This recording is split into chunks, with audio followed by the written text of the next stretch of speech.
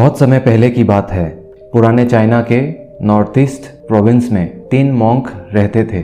उनका नाम आज तक किसी को पता नहीं चला, क्योंकि उन्होंने कभी भी किसी को अपने बारे में कुछ भी नहीं बताया। उन्होंने कभी किसी सवाल का जवाब नहीं दिया। चाइना में बस उन्हें 3 हंसते हुए भिक्षु के रूप में जाना जाता था। वे तीनों बस एक ही काम करते, एक गांव में प्रवेश करते, बाजार के बीचों बीच खड़े होते और हंसना चालू कर देते। वे अपने पूरे अस्तित्व के साथ हंसते। अचानक लोगों का ध्यान उनकी ओर खींचा चला आता और धीरे धीरे उनके चारों ओर एक बड़ी भीड़ इकट्ठा हो जाती। वे इतनी एकाग्रता, तल्लीनता व संपूर्णता के साथ हंसते कि उनकी हंसी देखकर सारा गांव हंसने लग जाता। जब वो पूरा गांव हंसी के समंदर में डूब जाता, तब वे दूसरे गांव चले जाते। वे ना तो कुछ बोलते थे, ना तो कोई उपदेश देते थे और ना ही कोई शिक्षा। वे जहाँ भी जाते अपने हंसी से ऐसा माहौल बना देते कि लोग अपने सारे दुख दर्द भूलकर बस हंसने लग जाते। इस तरह से ऐसा हुआ कि धीरे धीरे चाइना के लोग उन्हें बहुत ही प्यार करने लगे और वे पूरे चाइना में फेमस होते गए, दी 3 लाफिंग मॉन्क के नाम से।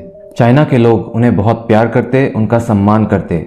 इससे पहले और उनके बाद भी कभी किसी ने इस तरह से हंसी का प्रचार नहीं किया कि जीवन केवल एक हंसी होना चाहिए और कुछ नहीं। वे विशेष रूप से किसी पर नहीं हंसते थे।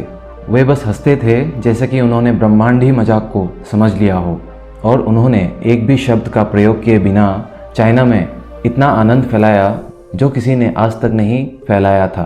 लोग उनका नाम पूछते, लेकिन बस वे हंसते, तो ये उनका नाम बन गया, द 3 लाफिंग मॉन्क्स। पूरे चाइना में लोगों को घूम घूम कर हंसाकर समय के साथ वे बूढ़े हो गए। और एक रात जब वे एक गांव में ठहरे हुए थे, उन तीनों में से एक भिक्षुक की मौत हो गई। पूरा गांव स्तब्ध रह गया।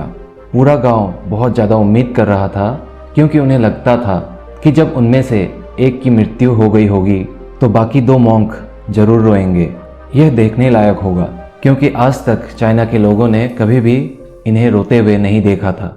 जब सुबह हुई तो पूरा गांव इकट्ठा हो गया, लेकिन दोनों भिक्षु तीसरे के लाश के पास खड़े होकर जोर जोर से हंस रहे थे। ऐसी हंसी जैसे उन्होंने आज से पहले कभी नहीं हंसी हो। गांव के कुछ बड़े बुजुर्गों ने उन्हें समझाने की कोशिश की कि तुम्हें अपने साथी के मृत्यु पर नहीं हंसना चाहिए। तब उस दिन पहली बार उन भिक्षुओं ने गांव के लोगों से बात की और कहा, हम हंस रहे हैं क्योंकि यह आदमी जीत गया है। हम हमेशा सोचते थे कि पहले कौन मरेगा, लेकिन इस आदमी ने पहले मरकर हमें हरा दिया। हम अपनी हार व इसकी जीत पर हंस रहे हैं। इसके अलावा ये कई वर्षों तक हमारे साथ रहा। हम एक साथ हंसे, हमने एक दूसरे की उपस्थिति का आनंद लिया। उसे अंतिम विदा देने का इससे बेहतर तरीका और क्या हो सकता है। हम केवल हंस सकते हैं। उनके हंसने के बावजूद लेकिन पूरा गांव उदास था। जब मित्र भिक्षु के शरीर को अंतिम संस्कार के लिए चिता पर लेटाया गया, तब सारे गांव वालों को एहसास हुआ कि शेष 2 भिक्षु अपनी बातों को लेकर मजाक नहीं कर रहे थे। वो तीसरा जो मृत था वो भी हंस रहा था। चीन में यह प्रथा थी, जब एक इंसान की मृत्यु हो जाती थी तब उसके पुराने कपड़े उतार कर उसे नहला धुला कर उसे नए कपड़े पहना दिए जाते थे।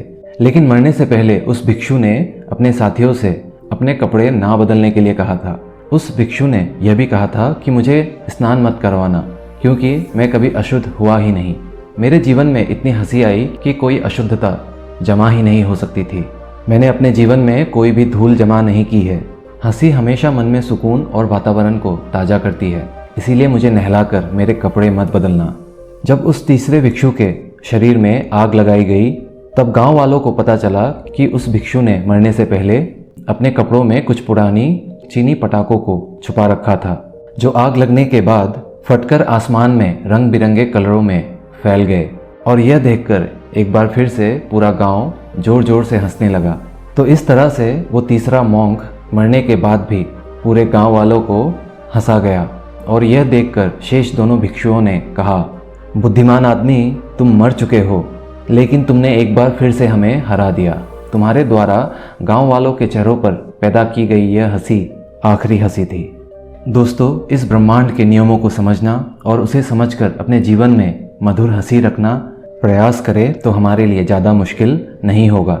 हमारे जन्म लेने के साथ ही यह ब्रह्मांड सुख और दुख हमारे जीवन के अभिन्न अंग बना देता है। अगर हम इस बात को समझ ले तो जीवन में हमेशा किसी भी परिस्थिति में हंसते हुए रह सकते हैं। इसी ब्रह्मांड के ज्ञान को प्राप्त करने के लिए भगवान बुद्ध ने सब कुछ त्याग कर सुख और दुख से परे हो गए थे। अगर हम अपने जीवन में ईर्ष्या, द्वेष, क्रोध और दुख को त्याग दें तो जीवन में हमेशा हंसते हुए रह सकते हैं।